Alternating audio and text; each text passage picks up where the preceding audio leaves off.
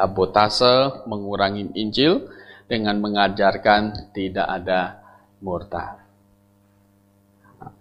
Bapak Ibu yang dikasih dalam Tuhan, biasanya yang berpikir bahwa tidak ada murtad, mereka akan berpikir ya kalau melihat ada orang yang melepaskan Kristus, gitu kan, melepaskan imannya, mereka akan berpikir bahwa memang orang tersebut dari semula belum pernah di dalam Kristus. Mereka akan berpikir seperti itu. Saya sendiri memang tidak membantah bahwa ada yang demikian. Artinya apa? Memang orang tersebut dari awal belum percaya ada yang demikian. Tetapi yang kita maksudkan murtad di sini adalah yang tadinya di dalam, kemudian melepaskan kepercayaan. Ini yang namanya murtad. Tapi kalau yang tadinya belum di dalam, kemudian pindah iman, nah ini kita tidak sebut sebagai murtad, begitu. Dan konsep orang yang berpikir bahwa murtad itu tidak ada, mereka mendasarkan satu pemikiran bahwa untuk seseorang itu diselamatkan, orang tersebut itu sudah ditentukan dulu oleh Tuhan bahwa dia memang akan diselamatkan, begitu. Maka karena dia sudah ditentukan untuk diselamatkan, maka tidak mungkin Allah gagal sehingga orang itu bisa murtad. Itu tidak mungkin menurut pemikirannya mereka. Dan ayat yang biasa mereka sampaikan, misalnya dalam Efesus pasal 1 ayat 4.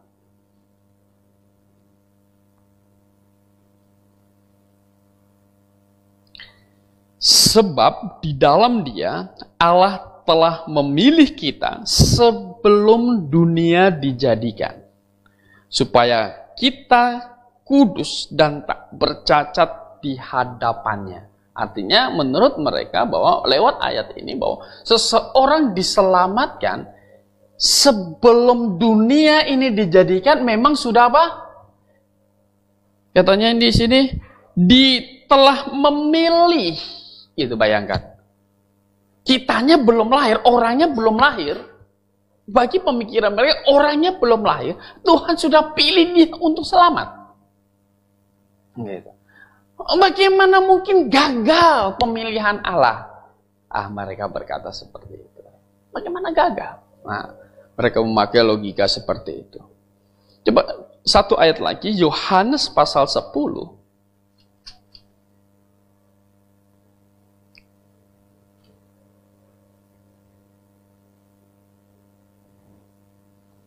Saya membaca ayat 28 dan 29. Dan aku memberikan hidup yang kekal kepada mereka, dan mereka pasti tidak akan binasa sampai selama-lamanya. Dan seorang pun tidak akan merebut mereka dari tanganku.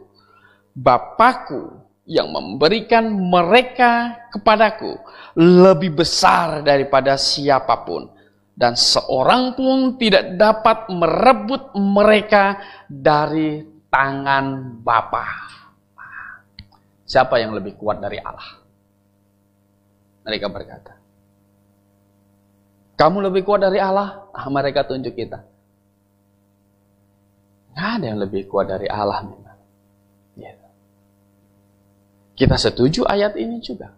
Gitu. Nggak ada yang lebih kuat dari Allah. Nggak ada pegangan Allah kuat. Kita juga setuju pegangan Allah kuat. Tetapi bagaimanakah sebenarnya ayat-ayat ini? Coba kita kembali kepada Efesus pasal 1 terlebih dahulu.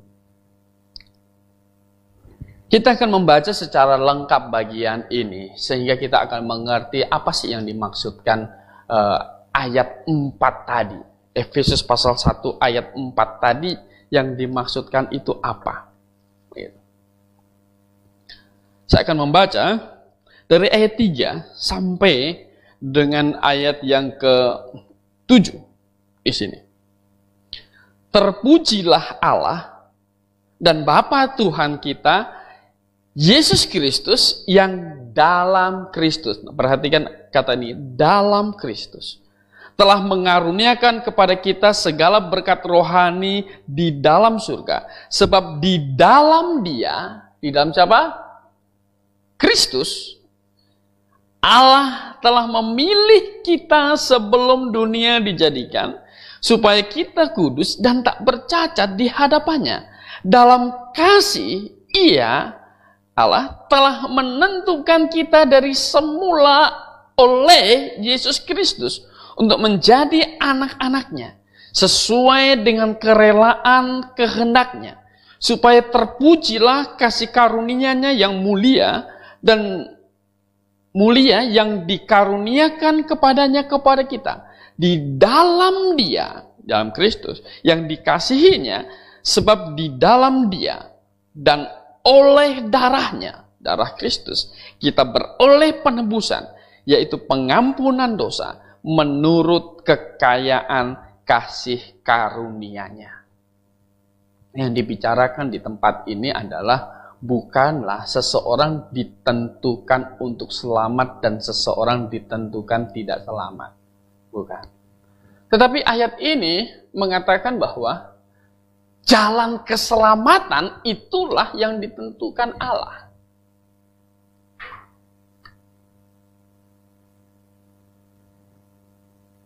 Jalan keselamatan dari dunia sejak kejatuhan sampai akhir tidak pernah berganti, yaitu apa? Oleh darah Kristus, katanya. Oleh darahnya, oleh darahnya ayat 7, kita beroleh penebusan. Oleh darahnya. Darah Kristus. Dosa dijatuhkan kepada dirinya. Hukuman atas dosa diterima oleh Yesus Kristus. Inilah jalan keselamatan itu. Ini dirancang oleh Allah sebelum dunia ini diciptakan bahkan. Bahwa keselamatan itu terjadi di dalam Kristus Yesus.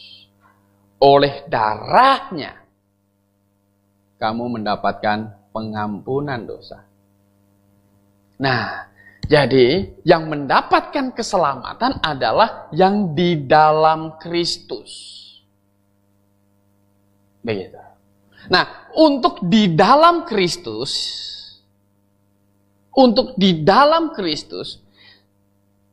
adalah bertobat dan percaya kepada Kristus. Itulah yang di dalam Kristus. Dan bertobat dan percaya ini adalah respon manusia. Yang Allah tentukan adalah yang selamat itu di dalam Kristus. Tetapi untuk di dalam Kristus, itu manusia bertanggung jawab untuk apa? Untuk memilihnya. Begitu. Makanya keselamatan itu adalah sesuatu yang apa? Ditawarkan. Gitu. Jalan keselamatan sudah tersedia. Manusia yang mau selamat itu ditawarkan untuk masuk. Gitu. Ayat yang terkenal di dalam Wahyu pasal 3 ayat 20. Lihat, aku, kata Tuhan Yesus, berdiri di muka pintu dan mengetuk. Mengetuk. Barang siapa membukakan pintu, aku akan masuk ke dalamnya. Makan bersama-sama dengan dia. Dan dia bersama-sama dengan aku. Di dalam Kristus, manusia bertanggung jawab untuk menerimanya. Membuka pintu hati. Nah, ini respon manusia. Jadi, yang ditentukan adalah jalannya. Siapa yang di dalam Kristus, ini yang diselamatkan. Jalan di dalam Kristus untuk menuju surga itu ditetapkan sebelum dunia ini bahkan diciptakan. Itu sudah ditetapkan. Kenapa? Karena Allah yang Maha tahu bahwa tidak ada jalan keselamatan yang bisa dibuat oleh manusia sendiri. Nggak mungkin. Maka Yesaya berkata, kesalehan kami seperti kotor. Nah, nggak bisa begitu. Ya, jadi yang ditentukan bukanlah orangnya yang masuk, tetapi jalan keselamatannya. Nah, karena jalan keselamatan yang ditentukan, manusia ditawarkan masuk. Dan yang sudah masuk, ini masih punya kehendak bebas. Masih bisa apa? Keluar. Ah, inilah yang kita sebut sebagai murtad tadi. Begitu. Jadi, jalannya Allah sediakan, manusianya diberi tanggung jawab untuk memilihnya. Begitu. Nah, kemudian kalau kita ke Yohanes pasal 10, tidak masalah dengan ayat ini. Ayat ini adalah ayat yang bagus sekali.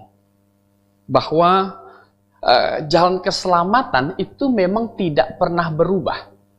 Gitu. Nah, kalau kita membaca, saya akan membaca dari ayat 25. Yesus menjawab mereka, "Aku telah mengatakannya kepada kamu." Karena mereka tanya, minta terus terang untuk jawab, kamu ini Mesias apa tidak. Begitu. Maka Yesus jawab, "Aku telah mengatakannya kepada kamu, tetapi kamu tidak percaya." Begitu. Pekerjaan-pekerjaan yang kulakukan dalam nama Bapakku, itulah yang memberikan kesaksian tentang aku. Karena salah satu tanda Mesias adalah tanda-tanda mujizat-mujizat yang dia lakukan. 26. Tetapi kamu tidak percaya karena kamu tidak termasuk domba-dombaku. Jadi, untuk jadi domba-domba Tuhan, itu adalah percaya. Gitu. Kamu adalah percaya itu menjadi domba-domba Tuhan. Nah, kamu tidak percaya, maka kamu bukan domba-dombaku. Begitu. Maka kamu tidak percaya kepadaku. Seperti itu. Nah, tetapi, ayat 27. Domba-dombaku mendengarkan suaraku, dan aku mengenal mereka, dan mereka mengikut aku. Dan aku memberikan hidup yang kekal kepada mereka, dan mereka pasti tidak akan binasa sampai selama-lamanya, dan seorang pun tidak akan merebut mereka dari tanganku. Bapakku yang memberikan mereka kepadaku lebih besar daripada siapapun, dan seorang pun tidak dapat merebut mereka dari tangan Bapakku. Karena rancangan keselamatan itu ada di dalam Yesus Kristus, maka setiap orang yang tetap ada di dalam Yesus, tetap ada,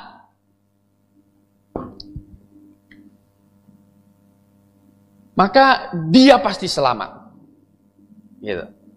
Ya. Jadi, sekali lagi karena jalan keselamatan tidak berubah, maka siapa yang tetap di dalam Yesus, dia akan tetap selamat. Pasti selamat. Asal tetap di dalam Yesus. Karena jalan keselamatan tidak berubah. Kecuali nanti misalnya ada perubahan. Tetapi itu tidak mungkin. Gitu. Alkitab sudah final. Tidak mungkin ada perubahan jalan keselamatan. Jadi tetap di dalam Kristus pasti diselamatkan. Domba-dombaku mengikut aku. Berarti tetap di dalam Kristus. tetap selamat. Begitu. Seorang pun tidak akan merebut mereka dari tanganku. Bapakku yang memberikannya lebih kuat dari siapapun. Seorang pun, kalau kitab Roma bilang, baik penindasan kah, baik kuasa yang di atas, yang di bawah, tidak akan bisa memisahkan aku dari kasih Kristus. Tetapi ayat ini tidak berkata, orangnya tidak bisa keluar. Aspek luar itu tidak bisa merebut selama yang kita sendiri tetap mau di dalam. Begitu. Tidak ada yang bisa apa?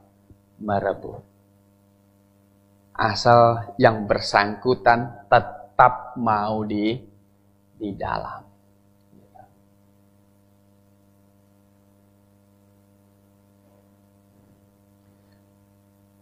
Jadi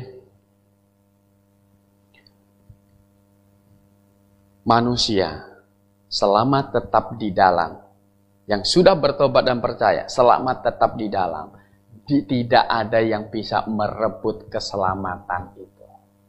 Karena keselamatan itu memang ada di dalam Yesus. Selama di dalam Yesus, hukuman atas dosanya itu tertimpa kepada Yesus, maka dia pasti diselamatkan. Di hadapan Allah dia menjadi orang kudus. Begitu. Kalau yang di dalam ini tidak bisa keluar, gitu kan? Tidak bisa keluar, tidak ada kebebasan untuk keluar. Bapak Ibu yang dikasih dalam Tuhan, maka peringatan di dalam Alkitab untuk tetap di dalam Dia itu menjadi apa? Sia-sia. Ngapain diperingatkan orang nggak bisa keluar? Nggak bisa keluar, ngapain diperingatkan? Gitu. Misalnya di 1 Korintus pasal 15 ayat 2. Saya akan baca di sini. Oleh Injil itu kamu diselamatkan asal. Ini syaratnya, asal kamu teguh berpegang padanya, seperti yang telah kuberitakan kepadamu, kecuali kalau kamu telah sia-sia menjadi apa? Percaya. Jadi, kalau memang tidak mungkin akan keluar, ngapain ini ada peringatan seperti ini? Ada peringatan ini. Karena ada kemungkinan keluar, Allah menghendaki seseorang tidak keluar karena jalan keselamatan tidak akan diubah. Yang keluar tidak akan mendapatkan keselamatan. Ya. Ada ancaman lagi. Bahkan ada ancaman yang luar biasa kalau mereka keluar. 2 Petrus pasal 2 ayat 20. Saya akan baca 2 Petrus pasal 2 ayat 20. Sebab jika mereka oleh pengenalan mereka akan Tuhan dan Juru Selamat kita Yesus Kristus telah melepaskan diri. Karena syarat untuk di dalam Kristus itu bertobat. Jadi melepaskan diri dari kecemaran dunia. Tetapi terlibat lagi, berarti berbalik lagi, terlibat lagi, kembali lagi, katanya, di dalamnya, maka akhirnya keadaan mereka lebih buruk daripada yang semula. Ayat 21, karena itu bagi mereka adalah lebih baik jika mereka tidak pernah mengenal jalan kebenaran daripada mengenalnya tetapi kemudian berbalik dari perintah kudus dan yang disampaikan kepada mereka. Ada perumpamaan di bawahnya, cocok bagi mereka anjing kembali kepada apa? Muntahnya dan babi kembali kepada kubangannya. Keadaannya jauh lebih buruk. Lebih baik tidak pernah kenal. Gitu. Kalau setelah kenal, tetapi hidup kembali di dalam dosa. Yehezkiel pasal 18 ayat 24 saya akan membaca. Jikalau orang benar berbalik dari kebenarannya dan melakukan kecurangan seperti segala kekejian yang dilakukan oleh orang fasik, apakah ia akan hidup? Segala kebenaran yang dilakukannya tidak akan diingat-ingat lagi. Ia harus mati karena ia berubah setia dan karena dosa yang dilakukannya. Makanya Tuhan pesan kepada Yosua waktu mereka mau masuk ke tanah Kanaan itu, bangsa-bangsa sekitar harus kamu habiskan, jangan ada yang sisa. Kenapa? Karena Allah tahu bangsa Israel bisa berubah. Bangsa-bangsa sekitarnya bisa mengganggu iman orang Israel yang tadinya percaya kepada Jehovah menjadi percaya kepada Baal. Makanya Tuhan wanti-wanti jangan sampai kamu kawin campur pada waktu itu. Bileam diminta Balak mengutuk orang Israel, tetapi tidak bisa. Mau ngutuk malah berkat, si Balaknya mah bingung gitu. Tetapi akhirnya atas strategi dari Bileam, bagaimana cara orang Israel dikutuk oleh Tuhan, bikin mereka berubah imannya. Caranya gimana? Orang-orang yang cantik-cantik di Moab suruh dekatin orang Israel. Tuhan tulahi mereka sendiri akhirnya. Bangsa Israel bisa berubah. Iman bisa berubah. Ya. Kalau berubah, kebenarannya, katanya apa? Tidak diingat-ingat lagi. Pernah benar, pernah bertobat, balik lagi, ternyata bisa. Kalau itu terjadi, tidak akan diingat-ingat lagi kebenarannya. Alkitab jelas mengajarkan orang bisa berubah. Peringatan lagi Ibrani pasal 10. Kalau memang tidak ada murtad, maka peringatan-peringatan ini menjadi sia-sia dan tak berguna. Ibrani pasal 10 ayat 35. Sebab itu, janganlah kamu melepaskan kepercayaanmu, karena besar upah yang menantinya. Melepaskan apa? Kepercayaan. Bisa dilepaskan. Bisa dilepaskan. Yang melepaskan kepercayaan. Kalau kita membaca Wahyu pasal 3 ayat 5. Coba kita baca. Wahyu pasal 3 ayat 5. Wahyu pasal 3 ayat 5. Barang siapa menang, ia akan dikenakan pakaian putih yang demikian. Aku tidak akan menghapus namanya dari kitab kehidupan, melainkan aku akan mengaku namanya di hadapan Bapakku dan di hadapan para malaikat. Barang siapa menang, jangan sampai kalah. Berarti ada yang kalah. Konsekuensi dari kalah, nama dihapus. Barang siapa menang, ia akan dikenakan pakaian putih. Aku tidak akan menghapus namanya. Dan Allah menuntut di Wahyu pasal 2 ayat 10. Janganlah takut terhadap apa yang harus engkau derita. Sesungguhnya iblis akan melemparkan beberapa orang dari antaramu ke dalam penjara, supaya kamu dicobai dan kamu akan beroleh kesusahan selama 10 hari. Hendaklah engkau setia sampai apa? Mati. Ada tuntutan setia sampai mati. Dan aku akan mengaruniakan kepadamu mahkota kehidupan.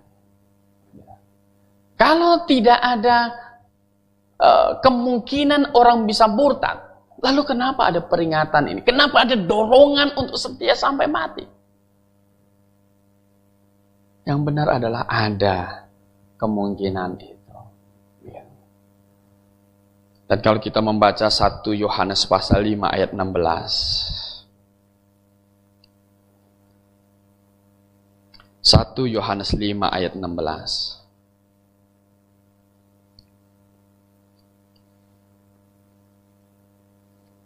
Saya akan membaca, kalau ada seorang melihat saudara berbuat dosa, yaitu dosa yang tidak mendatangkan maut, hendaklah ia berdoa kepada Allah dan ia akan memberikan hidup kepadanya, yaitu mereka yang berbuat dosa yang tidak mendatangkan maut. Ada dosa yang mendatangkan maut. Tentang itu tidak kukatakan bahwa ia harus berdoa. Ada dosa yang mendatangkan maut. Apa itu? Cuma satu. Murtad. Bapak Ibu yang dikasih dalam Tuhan. Sabotase Injil dengan mengajarkan tidak ada murtad. Bahayanya apa? Kalau orang berpikir tidak ada murtad, dan akhirnya memang dia tidak murtad, selamat tidak? Selamat. Kan gitu. Dia bilang, murtad tidak ada, tetapi dia tidak murtad. Selamat tidak? Oh, selamat. Begitu. Tapi bahayanya apa? Iblis ambil kesempatan apa di sini? Ada orang berpikir, bahaya. Dia sudah hidup di dalam dosa dan masih berpikir dia selamat. Doktrin OSAS. One saved, always saved. Seringkali menjadi semacam lisensi orang untuk berbuat dosa.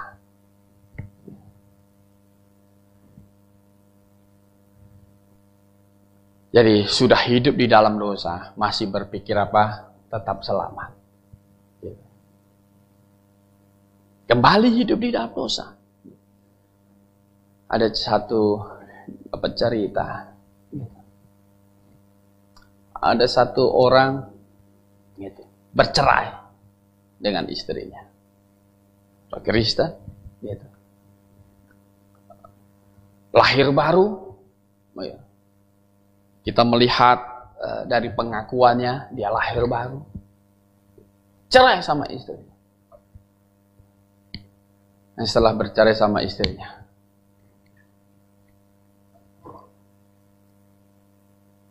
karena sudah lama selingkuh gitu, istrinya ceraikan dia. Dan akhirnya si laki-laki ini nikah lagi dengan yang beda iman dengan dia. Sebelum menikah lagi itu, dia telepon mantan istrinya. Dia mau nikah lagi. Gitu. Sebenarnya bukan urusan lagi kan gitu. Dia nikah lagi. Supaya menginjili dia. Dia berpikir dia masih selamat. Hidup kembali di dalam dosa. Alkitab berkata, barang siapa yang bercerai gitu kan, kemudian menikah lagi, padahal ini laki-laki ini yang tidak setia, menikah lagi, maka dia menikah lagi, hidup dalam perzinahan. Dan Alkitab berkata tidak ada orang hidup dalam perzinahan mendapat kerajaan surga. Dia masih berpikir selamat. Mungkin dia berpikir one saved, always saved. Kalau begitu apa? Kacau sekali kekristenan ini. Ya kan? Bagaimana orang tidak tersandung? Gitu. Dan kalau orang tersandung dengan demikian, akhirnya menutup pintu orang untuk diselamatkan. Yang dapat keuntungan siapa dari doktrin ini? Siapa? Iblis apa Allah? Iblis. Ya.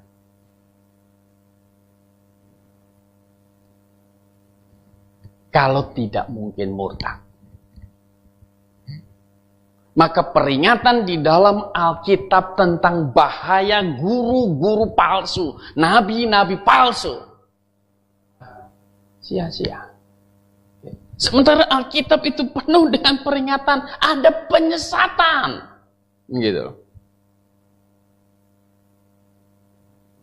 Misalnya kita membaca, coba kita 2 Petrus pasal 2 ayat yang pertama, saya akan baca. Sebagaimana nabi-nabi palsu dahulu tampil di tengah-tengah umat Allah. Dia berbicara tentang nabi di Israel zaman dulu. Demikian pula di antara kamu di dalam gereja, di dalam kekristenan, di tengah-tengah orang yang sudah diselamatkan. Katanya, demikian pula di antara kamu akan ada guru-guru palsu. Kalau tidak bisa murtad, ngapain takut? Benar nggak?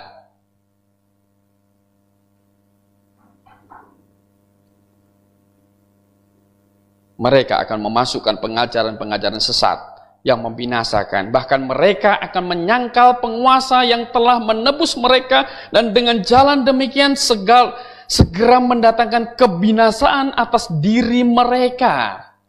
Ayat 17. Guru-guru palsu itu adalah seperti mata air yang kering, seperti kabut yang dihalaukan taufan. Bagi mereka telah tersedia tempat dalam kegelapan yang paling dahsyat. Kalau tidak mungkin murtad, untuk apa ditakutkan? Yang benar adalah bisa murtad. Satu ayat lagi, 1 Timotius 4 ayat 1. Tetapi Roh dengan tegas mengatakan bahwa di waktu-waktu kemudian ada orang-orang yang akan murtad. Lalu mengikuti roh-roh penyesat dan ajaran setan-setan oleh tipu daya pendusta-pendusta yang hati nuraninya memakai cap mereka. Petrus memperingatkan, kalau dulu ada nabi-nabi palsu, waspada dengan itu. Bisa menyesatkan. Israel bisa berubah. Saul berubah. Oleh karena itu Tuhan jaga mereka pada waktu itu. Dipesankan kepada Yosua, habiskan orang Kanaan semuanya. Supaya tidak ada gangguan imanmu dari sekelilingmu. Itu sudah memperingatkan, hati-hati di tengah-tengah kamu ada guru-guru palsu. Israel berubah. Ada jemaat bisa berubah. Orang percaya bisa berubah. Di dalam Alkitab ada Hymenius dan Alexander. Kandas imannya. Karena yang di dalam Kristus masih ada kehendak bebas. Kalau orang tidak waspada dengan guru-guru palsu, maka dia berpikir, dia sudah beriman Injil lain, Yesus yang lain pun, dia masih berpikir dia selamat. Dan ternyata tidak selamat. Siapa yang untung? Iblis punya keuntungan di situ. Orang yang tadinya selamat, dibuai. Kamu tidak akan murtad. Sehingga tidak waspada adanya guru-guru palsu. Sehingga dia tidak sadar bahwa dia sudah tidak diselamatkan. Kalau ada orang benar, berbalik, kebenarannya tidak akan diingat-ingat lagi.